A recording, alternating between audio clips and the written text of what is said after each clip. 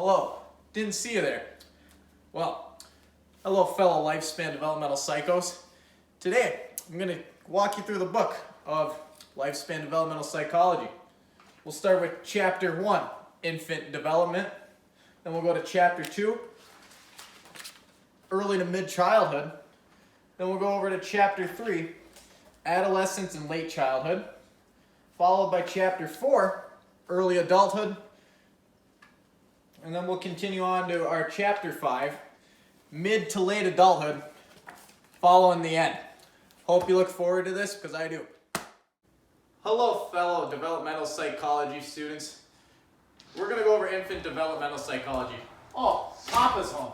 Thanks, Dad. Anyway, to begin.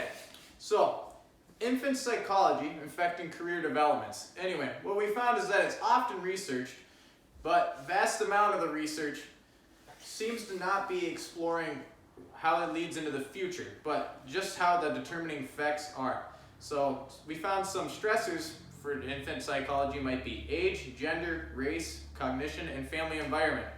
There's many theories that suggest that social and contextual factors experience these career choices later on, but none have been tested yet. We look forward to finding more about this in the future. Oh, hello again. 1 second, please.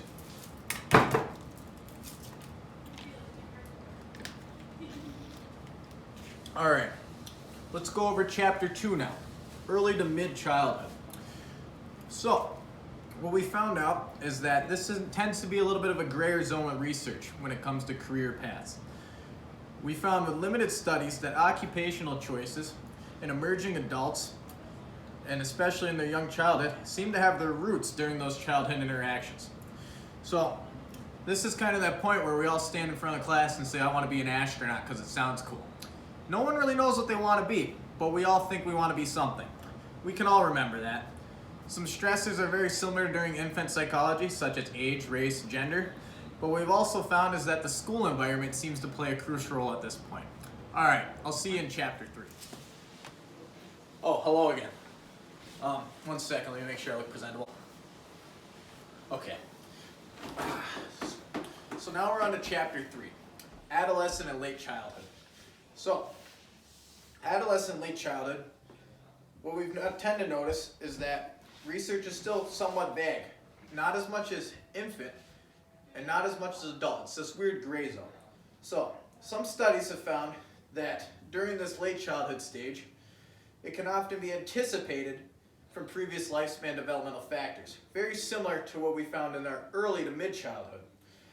Similar, these factors include all those before mentioned: sex, gender, race, cognition, school environment.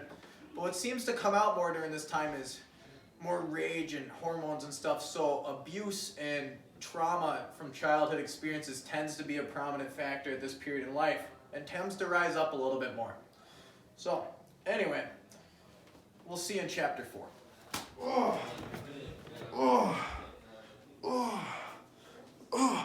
Oh, hello there. Well, glad to see you guys are back. We're on to chapter 4 now, early adulthood. So, also known as late adolescence. So, those late adolescents, possibly one of the scariest populations on the planet.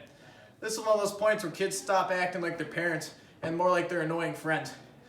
During this time, developmental is common to see a detach from the parental bindings and more of a transition to identity formation during friends. After all, you know you are who you hang out with.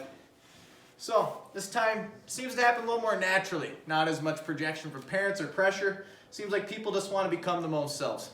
Alright, we'll see in chapter 5 for middle and late adulthood. I gotta get swole now. Well, hello. Just reading about chapter 5 here. So, middle to late adulthood. Middle to late adulthood seems to be one of those times filled with a lot of stresses, joys, and conflicts, mainly due to work and family. What research has found, and what I have found by looking stuff up, is that this career development is practically non-existent. Your career tends to be set in stone. Is it a happy career? Not necessarily, due to many things such as debt, family, demands of these resources, money, whatever you need to do to get by, and trying to develop oneself professionally. It's often found that you work your way up the academic totem pole just to go to the bottom, clearly, of the work totem pole. But don't lose hope, because research has found that the longer you're in your career, the more fulfilling it tends to become and the easier it gets, because you work your way back up to the top of that totem pole. Stay strong, fellow middle to late adulthood people. Stay strong. Alright guys, the time has come to conclude. So, hope you guys have enjoyed the video summarizing everything that I've learned in lifespan developmental psychology from when we were an infant till, well, middle to late adulthood.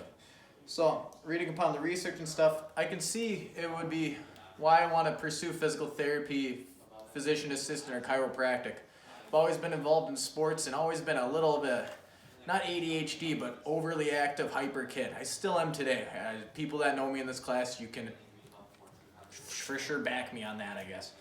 Anyway, so I guess the time has come.